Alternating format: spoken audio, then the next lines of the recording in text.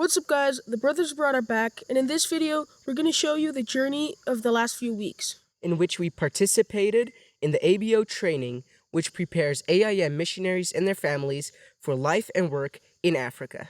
This training was in Kenya, from where we moved to Kampala, Uganda. Enjoy the video. It started in the car to Schiphol, Amsterdam, from where we would fly. We listened to some music, and we waited and looked out for the airport. When we arrived, we offloaded our stuff and went to check them in. This is where my dad found out he hadn't brought his shoes, so he was walking on Crocs. At the check-in, they had these fancy robot machines that would take away your luggage, but there's no negotiating about weight.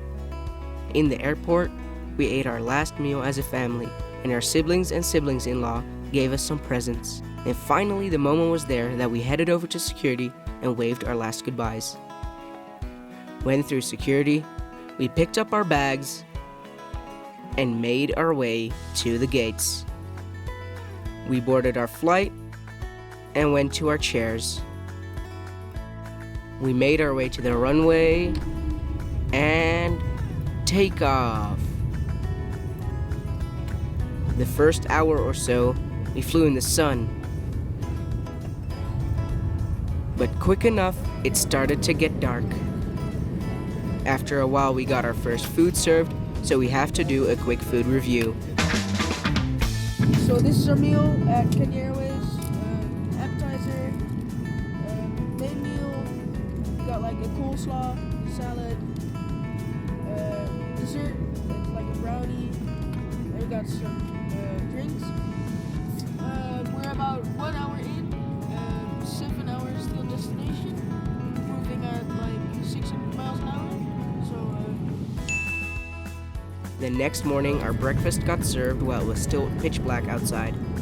After a while, we woke up and came in for our descent. We got off our plane and drove to the ABO training location with some other people. There we slept and ate, and slept some more and ate some more. The following 2 days, we did some sports. Then the training would begin. The following weeks, we went on with our training, which included field trips. So let's cover some of those quickly, and then later I'll tell you about the training itself.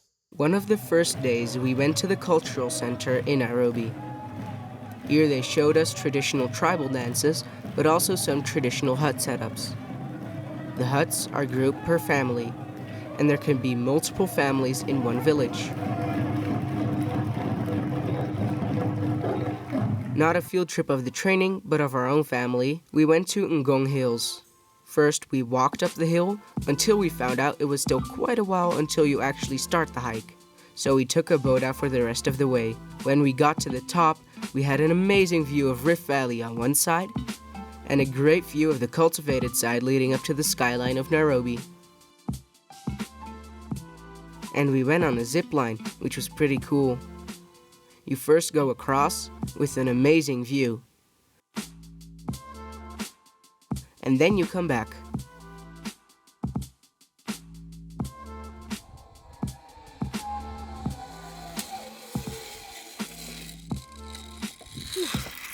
Now, a trip with the youth group.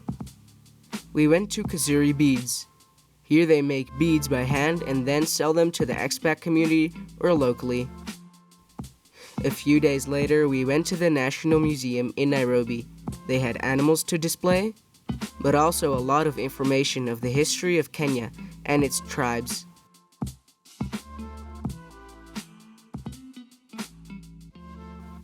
Also, there was a snake museum, where we could see a lot of different snakes.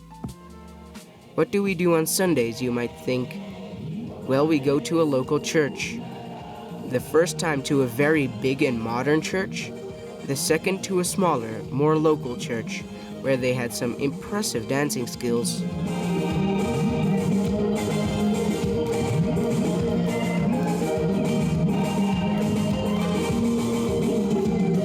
Also, we call our family back home every Sunday, if possible. So for the past couple of weeks, I haven't been filming, or we haven't been filming that much because, we're busy. We're doing the ABO training, but now it's the second to last day at Korad in ABO, and there's no one around, so I don't have to blur the faces of people who are not allowed on the internet. And I would want to show you around the place and tell a little bit about what we do where. So yeah, that's what we're gonna do today.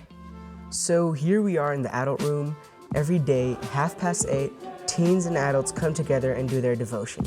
After devotion, the teens go to their own class with their own program, but the adults stay here.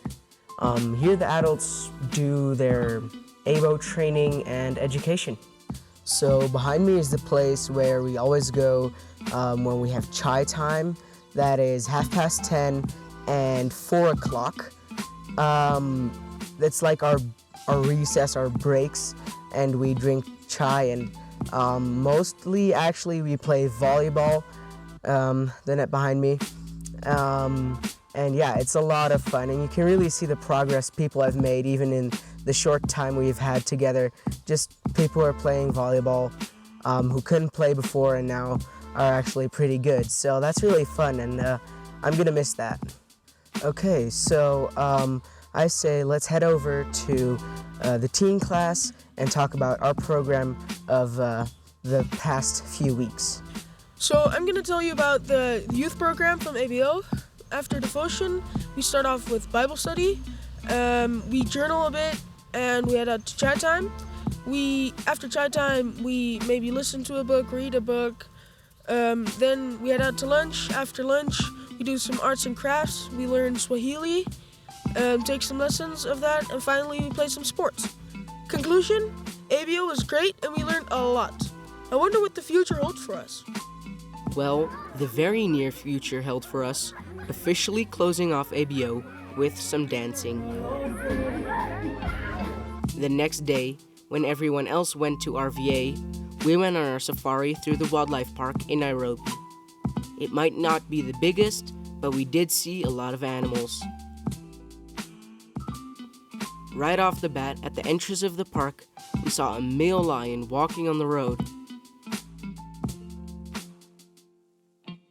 We kept on driving through the park in search for more animals, and of course, we found them. We saw a giraffe, zebras, hartebeest, ostriches, and buffaloes. Thanks to Joe, someone at ABO, for giving me these amazing photos he got while he was doing the same safari.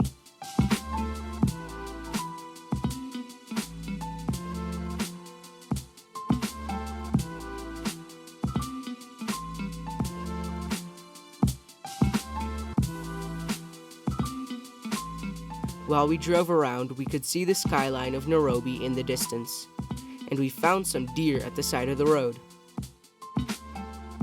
Later on, we even saw some rhinos. It was really cool. But then our trip was over, in the park, but also in Kenya. The next day, we packed our stuff on the bus and drove to the airport. We walked to our plane that was smaller than the one we came on, got on the plane and waited for liftoff. We made speed and liftoff.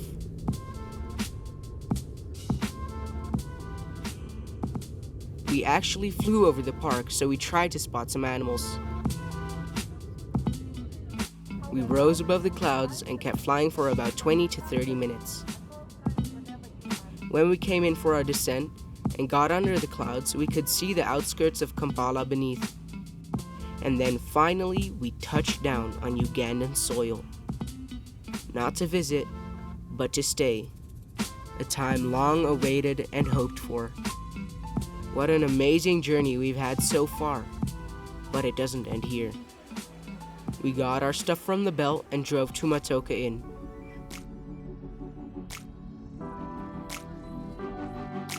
Thanks for watching, guys. I'll see you in the next video.